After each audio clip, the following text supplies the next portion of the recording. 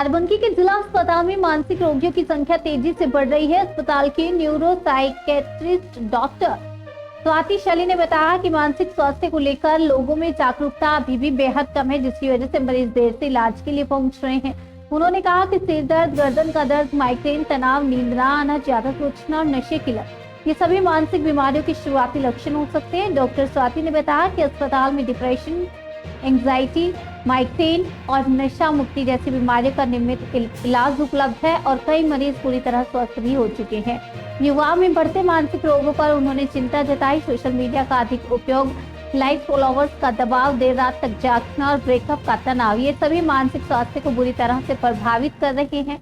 अंत में उन्होंने अपील की कि यदि घर में किसी भी व्यक्ति में ऐसे लक्षण दिखें तो तुरंत डॉक्टर से संपर्क करें, क्योंकि समय पर इलाज मिलने से मानसिक रोग पूरी तरह ठीक हो सकते हैं।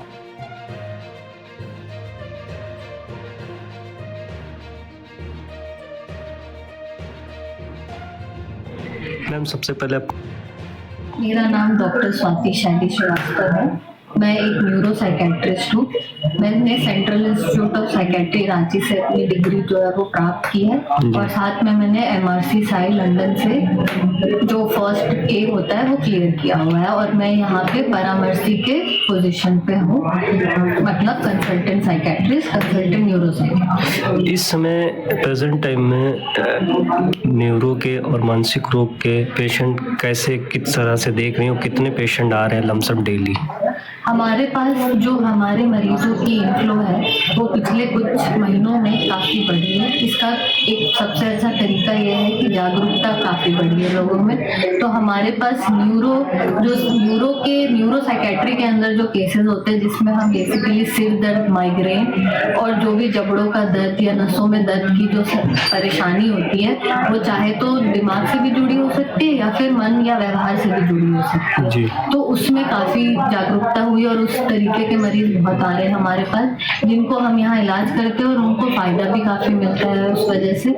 और दूसरी बाकी भी जो मानसिक और मन से जुड़ी हुई जितनी भी समस्याएं हैं उससे जुड़े भी मरीज काफी जागरूक हुए हैं और वो रेगुलर कंसल्टेशन के लिए हमारे पास आ रहे हैं ताकि उनको उनकी परेशानियों का निदान मिल सके। मैम, बहुत से लोगों को ये जय भव रहता है कि न्यूरो के डॉक्टर अलग होने चाहिए और मानसिक रोग के डॉक्टर अलग होना चाहिए, ऐसा क्या अंतर है? जी, कि कुछ इसको जागरूक, क्या इसके बारे में क्या कहेंगे? इसके बारे में ये बहुत ही इम्पोर्टेंट पहलू है जो मैं सारे जितने भी हमारे दर्शक हैं उनसे ये बताना चाहती हूँ कि न्यूरो की समस्या जो है उसका एक अंदरूनी जो कारण रहता है वो मानसिक हो सकता है या फिर मानसिक जो परेशानी होती है उनका बहुत अंदरूनी कारण न्यूरो का हो सकता है। लेकिन न्यूरोलॉजी एक अलग स्पेशलिटी, न्यूरो फिजिशियन एक अलग स्पेशलिटी है और न्यूरो साइकेट्री एक अलग स्पेशलिटी है। तो बहुत सारे ऐसे कंडीशंस होते हैं जैसे मिर्गी होती है या फिर माइग्रेन होता है या फिर सिर दर्द होता है जो ज़्यादा सोचने की वजह से होता है या फिर नींद नहीं आने की वजह से होता है।